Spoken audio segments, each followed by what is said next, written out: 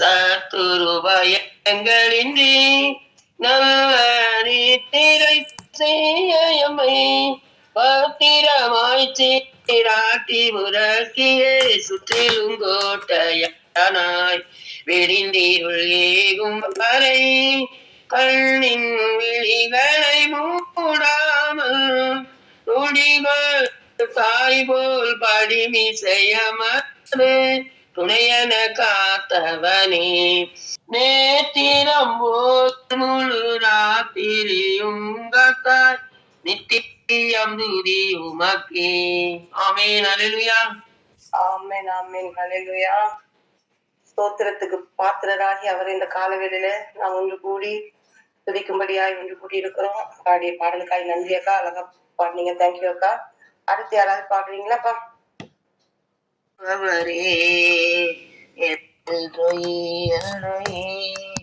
என்னை காண்பவரே, என்னை காண்பவரே, எல்ரோய் எல்ரோய், என்னை காண்பவரே, எல்ரோய் எல்ரோய். அதிகாலை ஸ்தோத்திர பலி அப்பா அப்பா உங்களுக்குத்தான் ஆராதனை. ஸ்தோத்திர பலி அப்பா அப்பா உங்களுக்குத்தான், அப்பா அப்பா உங்களுக்குத்தான், அப்பா அப்பா உங்களுக்குத்தான்.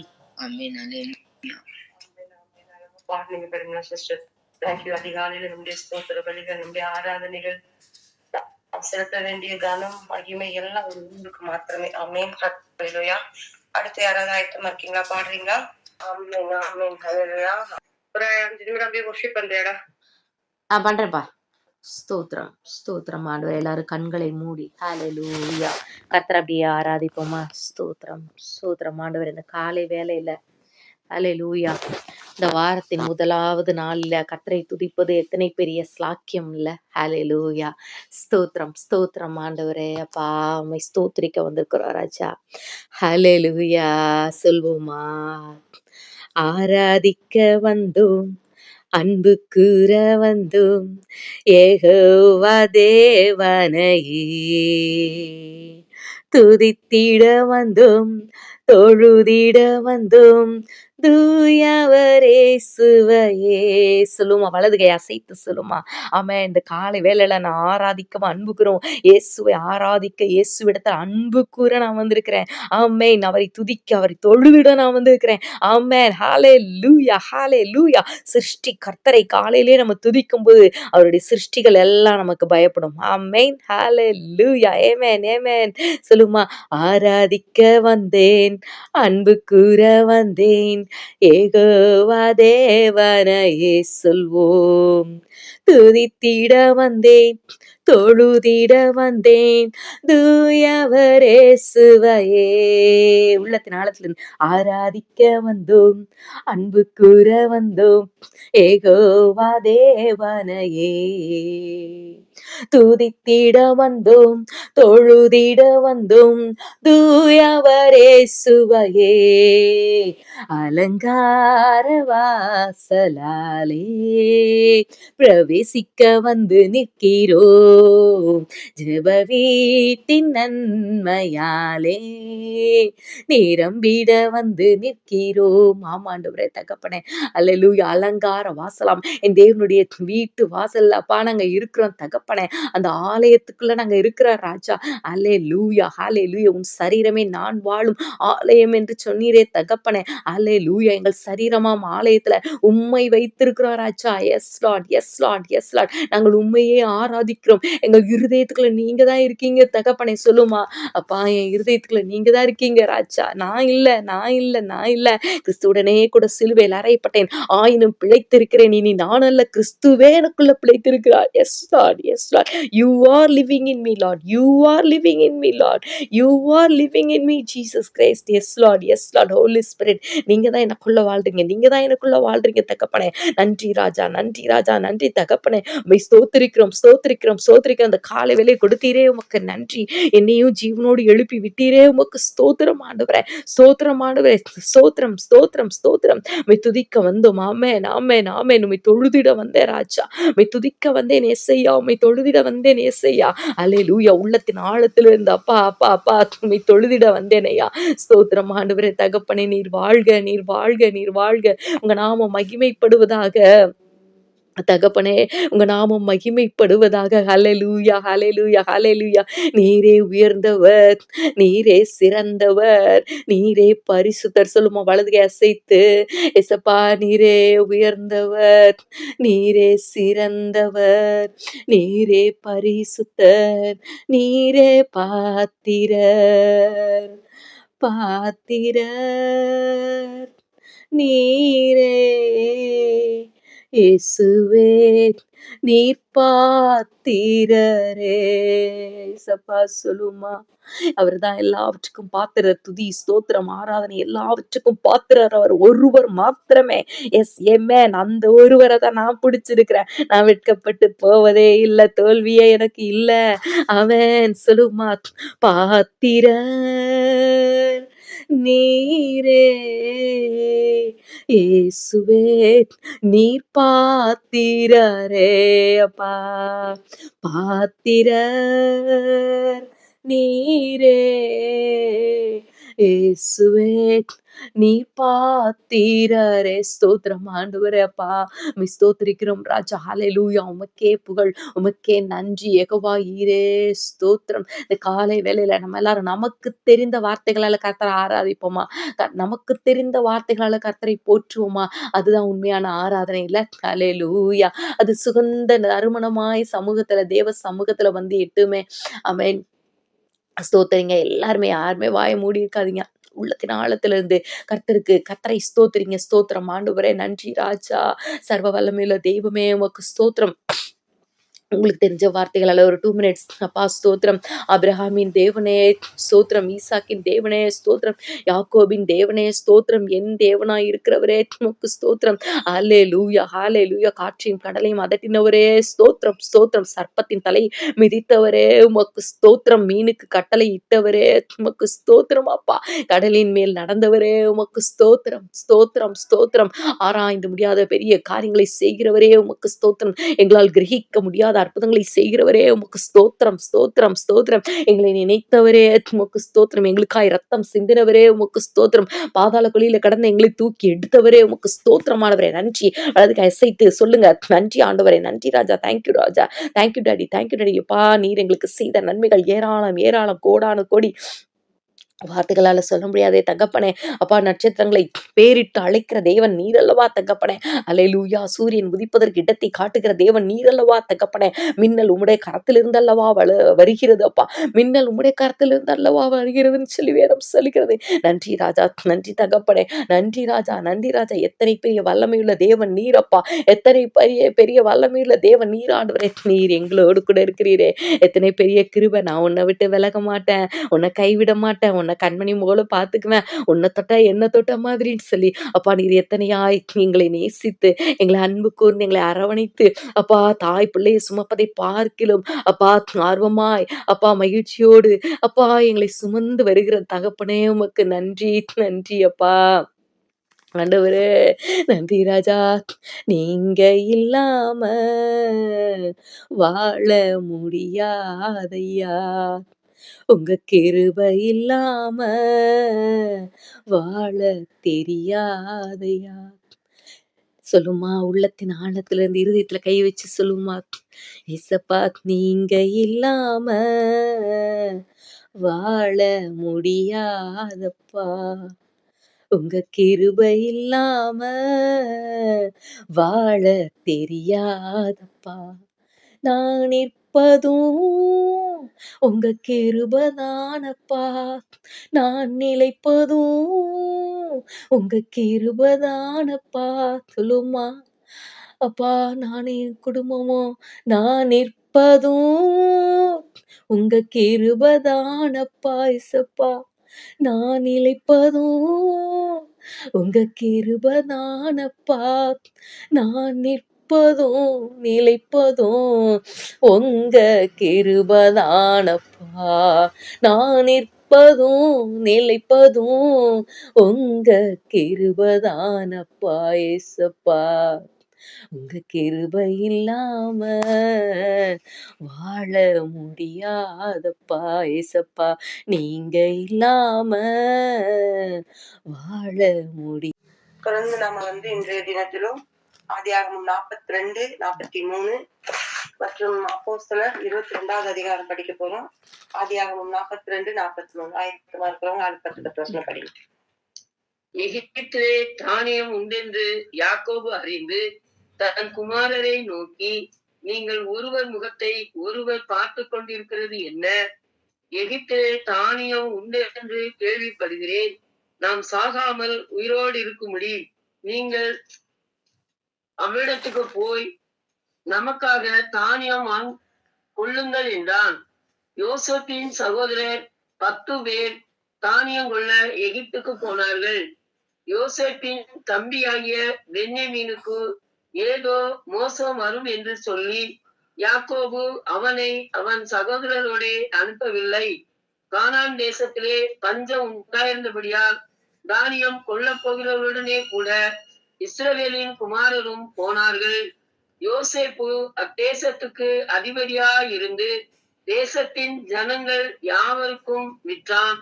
யோசேப்பின் சகோதரர் வந்து முகங்குப்புற தரையிலே விழுந்து அவனை வணங்கினார்கள். யோசேப்பு அவர்களை பார்த்து தன் சகோதரர் என்று அறிந்து கொண்டான். அறிந்தும் அறியாதவன் போல கடினமாய் அவர்களுடைய பேசி, நீங்கள் எங்கே இருந்து வந்தீர்கள் என்று கேட்டான். அதற்கு அவர்கள், கானான் தேசத்திலிருந்து தானியம் கொள்ள வந்தோம் என்றார்கள். யோசேப்பு அவர்களை தன் சகோதரர் என்று அறிந்தும் அவர்கள் அவனை அறியவில்லை. யோசேப்பு அவர்களை குறித்து தான் கண்ட சொப்பனங்களை நினைத்து அவர்களை நோக்கி, நீங்கள் வேவுகாரர், தேசம் எங்கே திறந்து கிடக்கிறது என்று பார்க்க வந்தீர்கள் என்றான். அதற்கு அவர்கள், அப்படியல்ல ஆண்டவனே, உமது அடியாராகிய நாங்கள் தானியம் கொள்ள வந்தோம். நாங்கள் எல்லாரும் ஒரு தகப்பனுடைய பிள்ளைகள், நாங்கள் நிஜஸ்தர், உமது அடியார் வேவுக்காரர் அல்ல என்றார்கள்.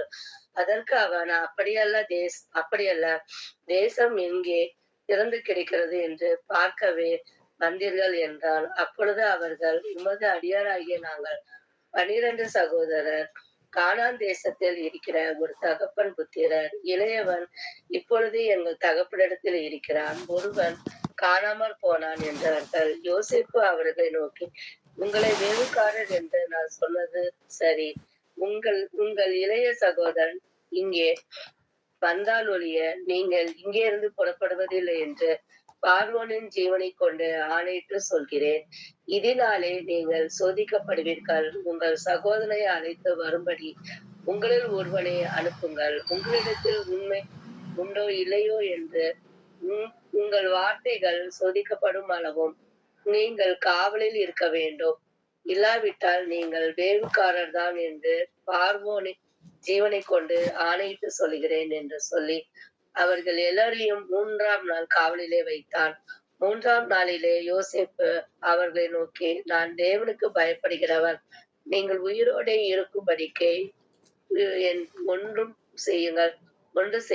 நீங்கள் நிஜஸ்தரானால் சகோதரைய உங்களில் ஒருவன் காவற்கூடத்தில் கண்டிருக்கட்டும். மற்றவர்கள் புறப்பட்டு பஞ்சத்தினால் வருந்துகிற உங்கள் குடும்பத்துக்கு தானியம் கொண்டு போய் கொடுத்து உங்கள் இளைய சகோதரனை என்னிடத்துக்கு அழைத்து கொண்டு வாருங்கள். அப்பொழுது உங்கள் வார்த்தைகள் மெய் என்று விளங்கும், நீங்கள் சாவதில்லை என்றான். அவர்கள் அப்படி செய்கிறதற்கு இசைந்து, நம்முடைய சகோதரனுக்கு நாம் செய்த துரோகம் நம்மேல் சுமந்தது. அவன் நம்மை கென்று வேண்டிக் கொண்ட போது அவனுடைய மன வியாகுலத்தை நாம் கண்டும் அவனுக்கு செவி கொடாமல் போனோமே. ஆகையால் இந்த ஆபத்து நமக்கு நேரிட்டது என்று ஒருவரை ஒருவர் பார்த்து சொல்லிக் கொண்டார்கள். அப்பொழுது ரூபன் அவர்களை பார்த்து, இளைஞனுக்கு விரோதமாக பாவம் செய்யாதிருங்கள் என்று நான் உங்களுக்கு சொல்லவில்லையா? நீங்கள் கேளாமற் போனீர்கள். இப்பொழுது இதோ அவன் இரத்த பலி நம்மிடத்தில் வாங்கப்படுகிறது என்றான். யோசேப்பு துபாசியை கொண்டு அவர்களிடத்தில் பேசினபடியால் தாங்கள் சொன்னது அவனுக்கு தெரியும் என்று அறியாதிருந்தார்கள். அவன் அவர்களை விட்டு அப்புறம் போய் அழுது திரும்ப அவர்களிடத்தில் வந்து அவர்களோட பேசி அவர்களில் சிமியோனை பிடித்து அவர்கள் கண்களுக்கு முன்பாக கட்டுவித்தான். பின்பு அவர்கள் சாக்குகளை தானியத்தால் நிரப்பவும் அவர்கள் பணத்தை திரும்ப அவனவன் சாக்கிலே போடவும் பலிக்கு வேண்டிய ஆகாரத்தை கொடுக்கவும் யோசேப்பு கட்டளையிட்டான். அப்படியே அவர்களுக்கு செய்யப்பட்டது. அவர்கள் அந்த தானியத்தை தங்கள் கழுதைகள் மேல் ஏற்றி கொண்டு அவ்விடம் விட்டு புறப்பட்டு போனார்கள். தங்குகிற இடத்திலே அவர்களில் ஒருவன் தன் கழுதைக்கு தீவனம் போட தன் சாக்கை திறந்த போது சாக்கின் வாயிலே தன் பணம் இருக்கிறதை கண்டு தன் சகோதரரை பார்த்து, என் பணம் திரும்ப வந்திருக்கிறது, இதோ அது என் சாக்கிலே இருக்கிறது என்றான். அப்பொழுது அவர்களுடைய இருதயம் சோர்ந்து போய் அவர்கள் பயந்து ஒருவரை ஒருவர் பார்த்து, தேவன் நமக்கு இப்படி செய்தது என்ன என்றார்கள். அவர்கள் கானான் தேசத்தில் உள்ள தங்கள் தகப்பனாகிய யாக்கோபினிடத்தில் வந்து தங்களுக்கு சம்பவித்தவைகளை எல்லாம் அவனுக்கு அறிவித்து, தேசத்துக்கு அதிபதியாய் இருக்கிறவன் எங்களை தேசத்தை வேவு பார்க்க வந்தவர்கள் என்று எண்ணி எங்களோட கடினமாய் பேசினான்.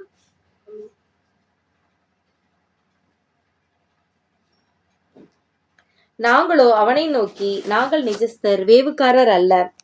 நாங்கள் 12 சகோதரர், ஒரு தகப்பன் புத்திரர். ஒருவன் காணாமற் போனான். இளையவன் இப்பொழுது கானான் தேசத்தில் எங்கள் தகப்பனிடத்தில் இருக்கிறான் என்றோம்.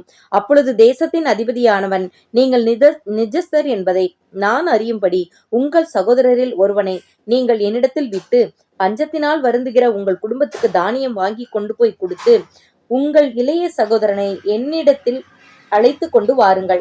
அதனாலே நீங்கள் வேவுக்காரர் அல்ல, நிஜஸ்தர் என்பதை நான் அறிந்து கொண்டு உங்கள் சகோதரனை விடுதலை செய்வேன். நீங்கள் இந்த தேசத்திலே வியாபாரமும் பண்ணலாம் என்றான் என்று சொன்னார்கள். அவர்கள் தங்கள் சாக்குகளில் உள்ள தானியத்தை கொட்டுகையில், இதோ அவனவன் சாக்கிலே அவனவன் பணமுடிப்பு இருந்தது. அந்த பணமுடிப்புகளை அவர்களும் அவர்கள் தகப்பனும் கண்டு பயந்தார்கள். அவர்கள் தகப்பனாகிய யாக்கோபு அவர்களை நோக்கி, என்னை பிள்ளையற்றவனாக்குகிறீர்கள். யோசேப்பும் இல்லை, சிமியோனும் இல்லை, பென்யமீனையும் கொண்டு போக பார்க்கிறீர்கள். இதெல்லாம் எனக்கு விரோதமாய் நேரிடுகிறது என்றான். அப்பொழுது ரூபன் தன் தகப்பனை பார்த்து, அவனை என் கையில் ஒப்புவியும், நான் அவனை திரும்ப உம்மிடத்தில் கொண்டு வருவேன். அவனை கொண்டு வராவிட்டால் என் 2 குமாரரையும் கொன்று போடும் என்று சொன்னான். அதற்கு அவன், என் மகன் உங்களோடே கூட போவதில்லை. அவன் தமையன் இறந்து போனான், இவன் ஒருவன் மீதியாயிருக்கிறான். நீங்கள் போகும் வழியில் இவனுக்கு மோசம் நேரிட்டால் நீங்கள் என் நரைமயிரை சஞ்சலத்தோட பாதாளத்தில் இறங்க பண்ணுவீர்கள் என்றான். தேசத்திலே பஞ்சம் கொடிதாயிருந்தது. எகிப்திலிருந்து அவர்கள் கொண்டு வந்த தானியம் செலவழிந்த போது அவர்கள் தகப்பன் அவர்களை நோக்கி, நீங்கள் திரும்ப போய் நமக்கு கொஞ்சம் தானியம் வாங்கி கொண்டு வாருங்கள் என்றான்.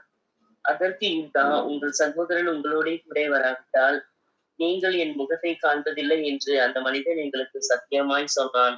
எங்கள் சகோதரனை நீர் எங்களோட கூட அனுப்பினால் நாங்கள் போய் உமக்கு தானியம் வாங்கி கொண்டு வருவோம். அனுப்பாவிட்டால் நாங்கள் போக மாட்டோம். உங்கள் சகோதரன் உங்களோட கூட வராவிட்டால் நீங்கள் என் முகத்தை காண்பதில்லை என்று அந்த மனிதன் எங்களோட சொல்லியிருக்கிறான் என்றான். அதற்கு இஸ்ரவேல், உங்களுக்கு இன்னும் ஒரு சகோதரன் உண்டென்று நீங்கள் அந்த மனிதனுக்கு சொல்லி ஏன் எனக்கு இந்த துன்பத்தை வருவித்தீர்கள் என்றான். அதற்கு அவர்கள், அந்த மனிதன் உங்கள் தகப்பன் இன்னும் உயிரோடு இருக்கிறாரா, உங்களுக்கு இன்னும் ஒரு சகோதரன் உண்டா என்று எங்களையும் எங்கள் வம்சத்தையும் குறித்து விவரமாய் விசாரித்தான். அந்த கேள்விகளுக்கு தக்கதாக உள்ளபடி அவனுக்கு சொன்னோம். உங்கள் சகோதரனை உங்களோட கூட இங்கே கொண்டு வாருங்கள் என்று அவன் சொல்லுவான் என்பதை நாங்கள் அறிந்திருந்தோமோ என்றார்கள். பின்னும் யூதா தன் தகப்பனாகிய இஸ்ரவேலை நோக்கி, நீரும் நாங்களும் எங்கள் குழந்தையும் சாகாமல் உயிரோடு இருக்கும்படி நாங்கள் புறப்பட்டு போகிறோம். பிள்ளையாண்டனை என்னோட அனுப்பும், அவனுக்காக நான் உத்தரவாதம் பண்ணுவேன். அவனை என்னிடத்தில் கேளும், நான் அவனை உம்மிடத்தில் கொண்டு வந்து உமக்கு முன்பாக நிறுத்தாமற் போனால் என்னாலும் அந்த குற்றம் என் மேல் இருப்பதாக. நாங்கள் தாமதியாதிருந்தோமானால் இதற்குள்ளே 2ஆம் தரம் போய் திரும்பி வந்திருப்போம் என்றான். அதற்கு அவர்கள் தகப்பனாகிய இஸ்ரவேல், அப்படியானால் ஒன்று செய்யுங்கள், இந்த தேசத்தின் உச்சிதமான வஸ்துக்களில் கொஞ்சம் பிசின் தைலமும் கொஞ்சம் தேனும் கந்தவர்க்கமும் வெள்ளைக்கோளமும் தொபிந்து கொட்டைகளும் வாதுமை கொட்டைகளும் உங்கள் சாக்குகளில் போட்டு அந்த மனிதனுக்கு காணிக்கையாக கொண்டு போய் கொடுங்கள். பணத்தை இரட்டிப்பாய் உங்கள் கையில் கொண்டு போங்கள். சாக்குகளில் வாயிலே திரும்ப கொண்டு வந்த பணத்தையும் கொண்டு போங்கள், அது கைப்பிசகாய் வந்திருக்கும். உங்கள் சகோதரனையும் கூட்டிக் கொண்டு அந்த மனிதனிடத்திற்கு மறுபடியும் போங்கள். அந்த மனிதன் அங்கிருக்கிற உங்கள் மற்ற சகோதரனையும் பென்யமீனையும் உங்களுடனே அனுப்பிவிடும்படிக்கு சர்வ வல்லமையுள்ள தேவன் அவன் சமூகத்தில் உங்களுக்கு இரக்கம் கிடைக்க பண்ணுவாராக. நானோ பிள்ளையற்று போனவனைப் போல இருப்பேன் என்றான். அப்பொழுது அவர்கள் காணிக்கையையும் தங்கள் கைகளில் இரட்டிப்பான பணத்தையும் எடுத்துக்கொண்டு பென்யமீனையும் கூட்டிக் கொண்டு பிரயாணப்பட்டு எகிப்துக்கு போய் யோசேப்பின் சமூகத்தில் வந்து நின்றார்கள். பென்யமீன் அவர்களோட கூட வந்திருக்கிறதை யோசேப்பு கண்டு தன் வீட்டு விசாரணைக்காரனை நோக்கி, நீ இந்த மனிதரை வீட்டுக்கு அழைத்து கொண்டு போய் சாப்பாட்டுக்கு வேண்டியவைகளை அடித்து ஆயத்தம் பண்ணு. மத்தியானத்திலே இந்த மனிதர் என்னோட சாப்பிடுவார்கள் என்றான். அவன் தனக்கு யோசேப்பு சொன்னபடியே செய்து அந்த மனிதரை யோசேப்பின் வீட்டிற்கு அழைத்து கொண்டு போனான். தாங்கள் யோசேப்பின் வீட்டுக்கு கொண்டு போகப்படுகிறதை அவர்கள் கண்டு பயந்து, முன்னே நம்முடைய சாக்குகளில் இருந்த பணத்தின் நிமித்தம் நம்மேல் குற்றம் சுமத்தி நம்மை பிடித்து சிறைகளாக்கி நம்முடைய கழுதைகளை எடுத்து கொள்ளும்படி நம்மை கொண்டு போகிறார்கள் என்று சொல்லி யோசேப்பின் வீட்டு விசாரணைக்காரன் அண்டையில் சேர்ந்து வீட்டு வாசற்படியிலே அவனோட பேசி, ஆண்டவனே, நாங்கள் தானியம் கொள்ளும்படி முன்னே வந்து போனோமே திறந்த போது நாங்கள் நிறுத்தி கொடுத்த நிறையின்படியே அவனவன் பணம் அவனவன் சாக்கின் வாயிலே இருக்க கண்டோம். அதை நாங்கள் திரும்பவும் எங்கள் கையிலே கொண்டு வந்திருக்கிறோம். மேலும் தானியம் கொள்ளும்படி வேறே பணமும் எங்கள் கையில் கொண்டு வந்திருக்கிறோம். நாங்கள் முன் கொடுத்த பணத்தை எங்கள் சாக்குகளில் போட்டது இன்னார் என்று அறியோம் என்றார்கள். அதற்கு அவன், உங்களுக்கு சமாதானம், பயப்பட வேண்டாம். உங்கள் தேவனும் உங்கள் தகப்பனுடைய தேவனுமாய் இருக்கிறவர் உங்கள் சாக்குகளில் அதை உங்களுக்கு புதையலாக கட்டளையிட்டார். நீங்கள் கொடுத்த பணம் என்னிடத்தில் வந்து சேர்ந்தது என்று சொல்லி சிமியோனை வெளியே அழைத்து வந்து அவர்களிடத்தில் விட்டான். மேலும் அந்த மனிதன் அவர்களை யோசேப்பின் வீட்டுக்குள்ளே கூட்டிக் கொண்டு போய் அவர்கள் தங்கள் கால்களை கழுவும்படி தண்ணீர் கொடுத்து அவர்களுடைய கழுதைகளுக்கு தீவனம் போட்டான். தாங்கள் அங்கே போஜனம் செய்ய போகிறதை அவர்கள் கேள்விப்பட்டபடியால் மத்தியானத்தில் யோசேப்பு வரும் அளவும் காணிக்கையை ஆயத்தமாய் வைத்து காத்து கொண்டிருந்தார்கள். யோசேப்பு வீட்டுக்கு வந்த போது அவர்கள் தங்கள் கையில் இருந்த காணிக்கையை வீட்டுக்குள் அவனிடத்தில் கொண்டு போய் வைத்து தரை மட்டும் குனிந்து அவனை வணங்கினார்கள். அப்பொழுது அவர்கள் சுக செய்தியை விசாரித்து, நீங்கள் சொன்ன முதிர் வயதான உங்கள் தகப்பன் சுகமாய் இருக்கிறாரா? அவர் இன்னும் உயிரோடு இருக்கிறாரா என்று அவர்களிடத்தில் விசாரித்தான். அதற்கு அவர்கள், எங்கள் தகப்பனாகிய உமது அடியான் சுகமாய் இருக்கிறார், இன்னும் உயிரோடு இருக்கிறார் என்று சொல்லி குனிந்து வணங்கினார்கள். அவன் தன் கண்களை ஏறெடுத்து தன் தாய் பெற்ற குமாரனாகிய தன் சகோதரன் பென்யமீனை கண்டு, நீங்கள் எனக்கு சொன்ன உங்கள் இளைய சகோதரன் இவன்தானா என்று கேட்டு, மகனே, தேவன் உனக்கு கிருபை செய்ய கடவர் என்றான். யோசேப்பின் உள்ளம் தன் சகோதரனுக்காக பொங்கினபடியால் அவன் அழுகிறதற்கு இடம் தேடி துரிதமாய் அறைக்குள்ளே போய் அங்கே அழுதான். அதனாலே முடிச்சிடலாம். கண்டினியூ பண்ணி முடிக்கிறேன். கிருபா. அவன் தன் முகத்தை கழுவி வெளியே வந்து தன்னை அடக்கி கொண்டு போஜனம் வையுங்கள் என்றான். எகிப்தியர் எபிரேயரோடே சாப்பிட மாட்டார்கள். அப்படி செய்வது எகிப்தியருக்கு அருவருப்பாய் இருக்கும். ஆகையால் அவனுக்கு தனிப்படவும் அவர்களுக்கு தனிப்படவும் அவனோடே சாப்பிடுகிற எகிப்தியருக்கு தனிப்படவும் வைத்தார்கள். அவனுக்கு முன்பாக மூத்தவன் முதல் இளையவன் வரைக்கும் அவனவன் வயதின்படியே அவர்களை உட்கார வைத்தார்கள். அதற்காக அவர்கள் ஒருவரை ஒருவர் பார்த்து ஆச்சரியப்பட்டார்கள். அவன் தனக்கு முன் வைக்கப்பட்டிருந்த போஜனத்தில் அவர்களுக்கு பங்கிட்டு அனுப்பினான். அவர்கள் எல்லாருடைய பங்குகளை பார்க்கிலும் பென்யமீனுடைய பங்கு 5 மடங்கு அதிகமாய் இருந்தது. அவர்கள் பானம் பண்ணி அவனோட சந்தோஷமாய் இருந்தார்கள். சகோதரரே, அப்போஸ்தலர் 22. சகோதரரே, பிதாக்களே, நான் இப்பொழுது உங்களுக்கு சொல்ல போகிற நியாயங்களுக்கு செவி கொடுப்பீர்களாக என்றார்.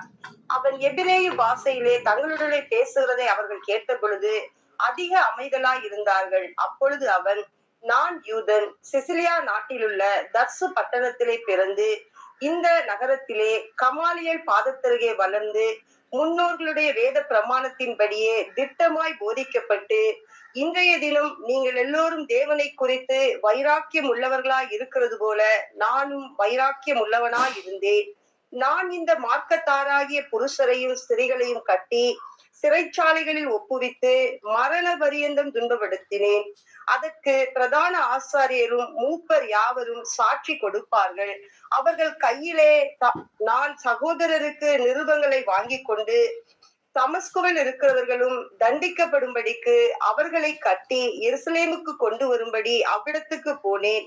அப்படி நான் பிரயாணப்பட்டு தமஸ்குவுக்கு சமீபமான போது மத்தியான வேளையிலே சடுதியாய் வானத்திலிருந்து பேரொளி உண்டாகி என்னை சுற்றி பிரகாசித்தது. நான் தரையிலே விழுந்தேன். அப்பொழுது சவுலே சவுலே, நீ என்னை ஏன் துன்பப்படுத்துகிறாய் என்று என்னுடனே சொல்லுகிற ஒரு சத்தத்தை கேட்டேன். அதற்கு நான், ஆண்டவரே, நீர் யார் என்றேன். அவர், நீ துன்பப்படுத்துகிற நசரேயனாகிய இயேசு நானே என்றார். என்னுடனே கூட இருந்தவர்கள் வெளிச்சத்தை கண்டு பயம் அடைந்தார்கள். என்னுடனே பேசினவர்களுடைய சத்தத்தையோ அவர்கள் கேட்கவில்லை. அப்பொழுது நான், ஆண்டவரே, நான் என்ன செய்ய வேண்டும் என்றேன். அதற்கு கர்த்தர், நீ எழுந்து தமஸ்குவுக்கு போ, நீ செய்யும்படி நியமிக்கப்பட்டதெல்லாம் அங்கே உனக்கு சொல்லப்படும் என்றார். ஆமீன். அந்த ஒளியின் மகிமையினாலே நான் பார்வையற்று போனபடியினால் என்னோடு இருந்தவர்களால் கைலாகு கொடுத்து வழி நடத்தப்பட்டு தமஸ்குக்கு வந்தேன். அப்பொழுது வேத பிரமாணத்தின்படியே பற்றுள்ளவனும் அங்கே குடியிருக்கிற சகல யூதராலும் நல்லவன் என்று சாட்சி பெற்றவனுமாகிய அனனியா என்னும் ஒருவன் என்னிடத்தில் வந்து நின்று, சகோதரராகிய சவுலே, பார்வையடைவாயாக என்றான். அந்நேரமே நான் பார்வையடைந்து அவனை ஏறிட்டு பார்த்தேன். அப்பொழுது அவன்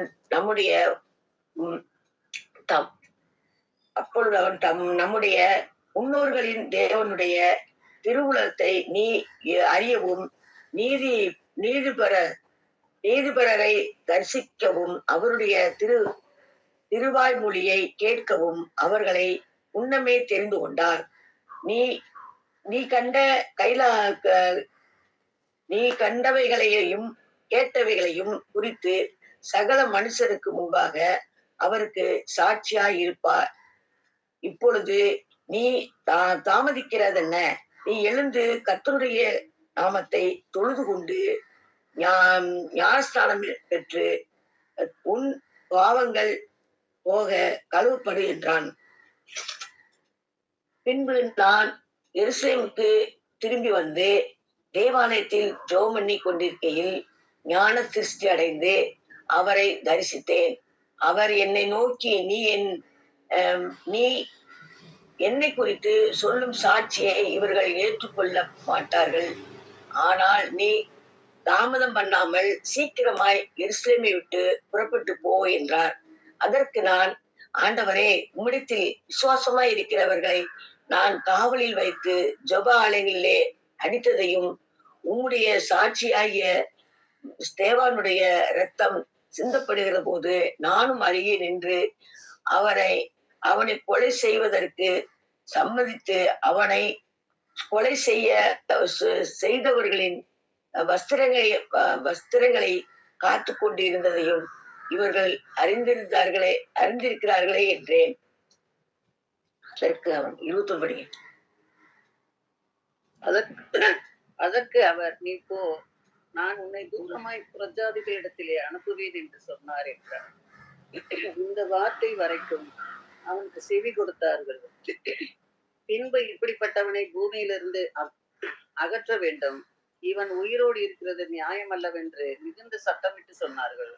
இவ்விதமாய் அவர்கள் கூக்குரலிட்டு தங்கள் மேல் வஸ்திரங்களை எரிந்துவிட்டு ஆகாயத்திலே புழுதியை கூற்றிக் கொண்டிருக்கையில் சேனாபதி அவனை கோட்டைக்குள்ளே கொண்டு வரும்படி கட்டளையிட்டு அவர்கள் அவனுக்கு விரோதமாய் இப்படி கூக்குரலிட்ட முகாந்திரத்தை அறியும்படிக்கு அவனை சவுக்கால் அடித்து விசாரிக்க சொன்னான். அந்தபடி அவர்கள் அவனை வாரினால் அழுந்த கட்டும் போது பவுல் சபீமாய் நின்ற 100க்கு அதிபதியை நோக்கி, ரோமனும் நியாயம் விசாரிக்கப்படாதவனுமாய் இருக்கிற மனுஷனை அடிக்கிறது உங்களுக்கு நியாயமா என்றார் என்று. 100க்கு அதிபதி அதை கேட்டு சேனாபதியின் இடத்திற்கு போய் அதை அறிவித்து, நீர் செய்ய போகிறதை குறித்து எச்சரிக்கையாயிரும், இந்த மனுஷன் ரோமன் என்றான்.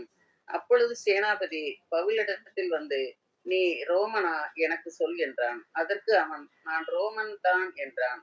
சேனாபதி பிரதியுத்தரமாக, நான் மிகுந்த திரவியத்தினாலே இந்த ஸ்லாக்கியத்தை சம்பாதித்தேன் என்றான். அதற்கு பவுல், நானோ இந்த ஸ்லாக்கியத்திற்குள்ளாக பிறந்தேன் என்றான். அவனை அடித்து விசாரிக்கும்படி எத்தனமாய் இருந்தவர்கள் உடனே அவனை விட்டு விட்டார்கள். சேனாபதி அவன் ரோமன் என்று அறிந்து அவனை கட்டுவித்ததற்காக பயந்தான். பவுலின் மேல் யூதராலே ஏற்படுத்தப்பட்ட குற்றம் என்னதென்று நிச்சயமாய் அறிய விரும்பி அவன் மறுநாளிலே அவனை கட்டவிழ்த்து பிரதான ஆசாரியரையும் ஆலோசனை சங்கத்தார் அனைவரையும் கூடி வரும்படி கட்டளையிட்டு அவனை கூட்டிக் கொண்டு போய் அவர்களுக்கு முன்பாக நிறுத்தினான் என்பதே. ஆமென். ஆமேன் ஆமேன். ஹல்லேலூயா. கர்த்தருக்கு ஸ்தோத்திரம்.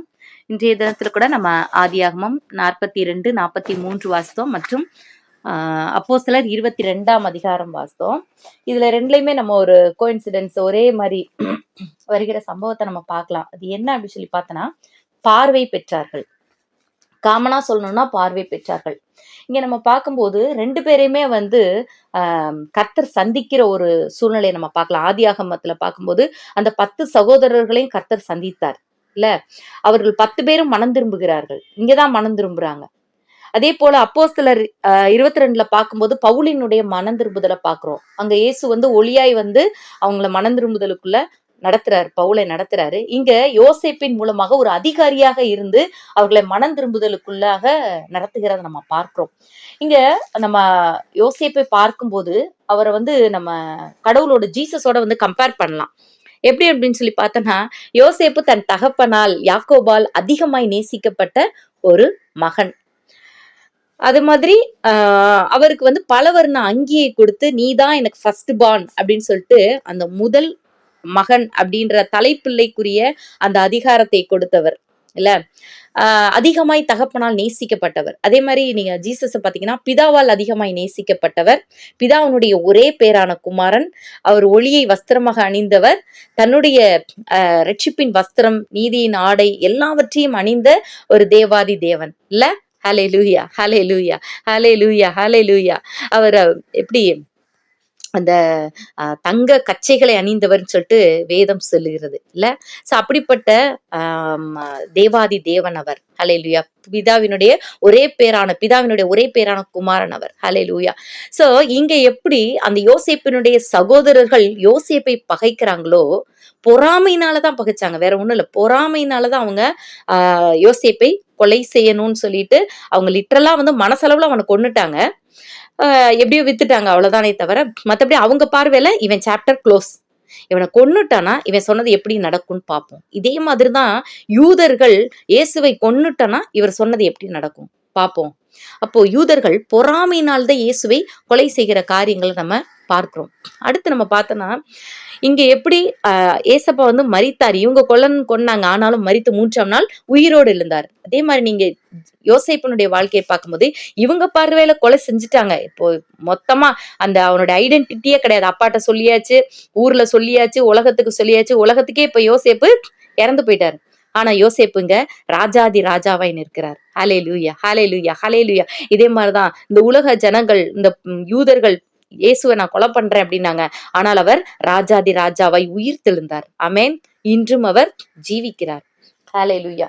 எப்படி இந்த யோசேப்பு வந்து தன்னை காயப்படுத்தின, தன்மேல் பொறாமை கொண்டிருந்த அந்த ஜனங்களை போஷித்தாரோ, அதே போலதான் இயேசு கிறிஸ்துவும் கூட தன்னை நேசிக்கிற பிள்ளைகளை, ஹல்லேலூயா, அவரிடத்துல போகிற பிள்ளைகளை, நீங்க தான் எனக்குன்னு சொல்லிட்டு அவரை நேசிக்கிற ஒவ்வொரு பிள்ளைகளையும் அவர் போஷித்து அவர் வழி நடத்துகிற தேவனாக இருக்கிறார்.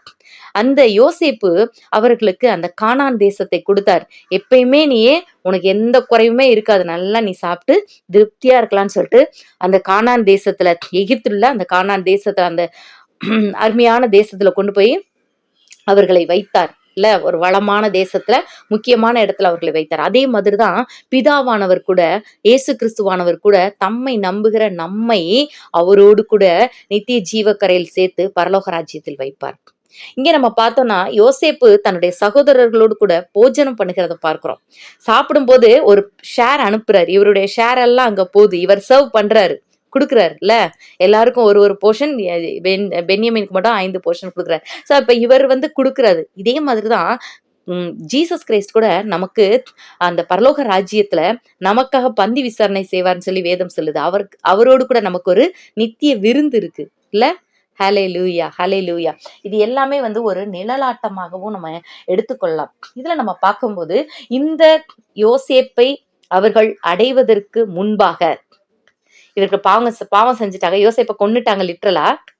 இதுக்கடுத்து இந்த யோசேப்பை அவர்கள் அடைவதற்கு முன்பாக, இந்த ஆசீர்வாதத்தை அவர்கள் அடைவதற்கு முன்பாக, இந்த சொர்க்கம் வாழ்வு போன்ற அந்த வாழ்வு, இங்க பஞ்சம், அங்க எல்லாமே நிறைவா இருக்கு. அவ்வளவு பெரிய ஆசீர்வாதம். அந்த கோசேன் நாட்டுல வைங்கன்ற ராமசேஸ்ல வைக்கிறாங்க. சோ இப்படியாக அந்த ஆசீர்வாதத்தை யோசேப்போடு கூட சேர்ந்து அந்த ஆசீர்வாதத்தை பெறுவதற்கும் இவர்கள் பாவம் செய்ததற்கும் இடையில இருக்க அந்த வழியில நடக்கிற நிறைய பிரச்சனைகளை தான் நம்ம இன்னைக்கு பார்த்தோம்னா அதுல அநேக காரியங்கள் ஒரு டிராமாட்டிக்கா பண்ற மாதிரி யோசேப்பு என்ன பண்றாரு, யோசேப்பு தன் சகோதரர்களை தன்னிடம் சேர்த்து கொள்ளும் முன்பாக அவங்கள பல விதங்கள்ல சோதிக்கிறார். இவங்க எப்படி இருக்காங்க, மனம் திரும்பி இருக்காங்களா, திரும்பலையா, இன்னும் பழையபடிதான் இருக்கிறாங்களா, யாரனாலும் கொண்டு நம்ம நல்லா இருந்தா போதும்னு நினைக்கிறாங்களா அப்படின்னு சொல்லிட்டு பல விதங்கள்ல டெஸ்ட் பண்றதை நம்ம இன்னைக்கு ரீட் பண்ணோம் இல்ல. 42, 43 நம்ம பார்த்தோம். அதை பார்க்கும்போது அந்த உங்களுடைய சகோதரனை கூட்டிட்டு வாங்க அப்படின்னு சொல்றாரு. இல்ல நீங்க வேவுக்காரர், உங்களை நான் கண்டுபிடிச்சிட்டேன், நீங்க கண்டிப்பா வேவுக்காரர் தான், உங்களை நான் சும்மா விட மாட்டேன்னு சொல்றாரு. வேணுக்குனே சிமியோனை என்ன பண்றாரு, கட்டி வைத்துக் கொள்கிறாரு. நான் இவனை கட்டி வச்சுக்குவேன், நீங்க சரியில்லை அப்படின்னு சொல்லிட்டு. அப்போ அவங்க அநேக காரியங்கள் பேசுறாங்க. அப்பதான் அவங்க மனம் திரும்புதல்ல நம்ம பாக்குறோம். இங்க ஆதியாகமம் 42 பார்க்கும்போது நம்முடைய 42:21 நம்முடைய சகோதரனுக்கு நாம் செய்த துரோகம் நம்மேல் சுமந்தது, அவன் நம்மை கெஞ்சி வேண்டிக் கொண்ட போது அவனுடைய மன வியாகுலத்தை நாம் கண்டும் அவனுக்கு செவி கொடாமற் போனோமே, ஆகையால் இந்த ஆபத்து நமக்கு நேரிட்டது என்று ஒருவரை ஒருவர் பார்த்து சொல்லிக் கொண்டார்கள். அப்பொழுது ரூபன் சொல்றாரு, இளைஞனுக்கு விரோதமாக பாவம் செய்யாதீர்கள்னு சொல்லி நான் உங்களுக்கு சொல்லவில்லையா, நீங்க கேட்காம போனீங்க, இப்பொழுது இதோ அவன் இரத்தப்பழி நம்மிடத்தில் வாங்கப்படுகிறது என்று சொல்றான். ஆமென். அப்போ இந்த காரியங்கள், இந்த மனம் திரும்புதல் எல்லாம் யோசேப்புக்கு தெரிய வருது பாருங்க. அவர் அந்த துப்பாசியை கொண்டு பேசினார் போட்டிருக்கு. துப்பாசினா இங்கிலீஷ்ல மைக்ரோஃபோன். அவங்க அங்க என்ன பேசுறாங்களோ அங்க இவங்களுக்கு கேட்கும். அந்த காலத்திலே எகிப்துல அந்த டெக்னாலஜி வச்சிருக்கிறாங்க.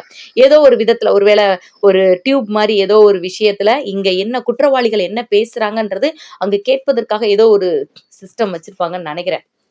அப்போ அவருக்கு தெரியுது இவங்க பேசினது எல்லாமே புரியுது. அதுக்கடுத்து பார்த்தோம்னா ஹல்லேலூயா, தம்பி காய்ச்சல்னால என் ஹஸ்பண்ட் கால் பண்றாங்க, நான் ஷார்ட்டா முடிச்சிடறேன். ஓகே. அப்போ இவங்களுக்கு கேள்விப்படுறாங்க, இருதயம் சோர்ந்து போகிறத பார்க்கிறோம். இவங்களுக்கு இருதயம் சோர்ந்து போகுது, என்ன நடக்குதுன்னே தெரியல. யாக்கோபு குழம்புறாரு, எனக்கு என்ன நடக்குது, என்னுடைய தலைமயிரை நீங்க துக்கத்தோட தான் இறங்க பண்ணுவீங்க போலன்னு சொல்லிட்டு அப்படி குழப்பிக்கிறாங்க. ரொம்ப வேதனைக்குள்ள ஒரு சூழ்நிலை, இருதயம் நொந்து போகுது, கட்டு வைக்கிறாங்க, பணம்லாம் திரும்ப வருது, என்ன நடக்குதுன்னே தெரியாத ஒரு சூழ்நிலை இல்ல. ஆனா இது எல்லாமே நன்மைக்கு தான். யோசேப்புக்கு தெரியும் இது எல்லாமே நன்மைக்கு தான். இதெல்லாம் ஒரு சின்ன விஷயங்கள், அவங்களை டெஸ்ட் பண்ற விஷயம். அதே மாதிரிதான் இந்த உலக வாழ்க்கையில கூட நமக்கு பல காரியங்கள், பல தீமையான காரியங்கள் நடக்கும். நம்ம நினைப்போம், ஐயோ என் குடும்பத்துல இப்படி ஆயிடுச்சு, இப்படி போச்சு, அப்படி போச்சு, யோசேப்பு போயிட்டாரு, அவர் போயிட்டாரு, அந்த காரியங்கள், இந்த காரியம், இந்த இழப்பு, இப்படி ஒரு காரியம், நான் நினைச்சது ஒண்ணு நடக்கிறது ஒண்ணு, ஒரே பிரச்சனைக்கு மேல பிரச்சனைன்னு நினைப்போம். அது எல்லாமே யோசேப்பு ஆகிய அந்த நம்முடைய ஆண்டவரிடத்துல நம்ம சேர்வதற்கான ஒரு வழிவகை தானே தவிர வேற ஒண்ணுமே கிடையாது. இங்க கூட பாக்குறோம், சவுல் இருக்கிறாரு, பவுலாய் மாறுகிறார்.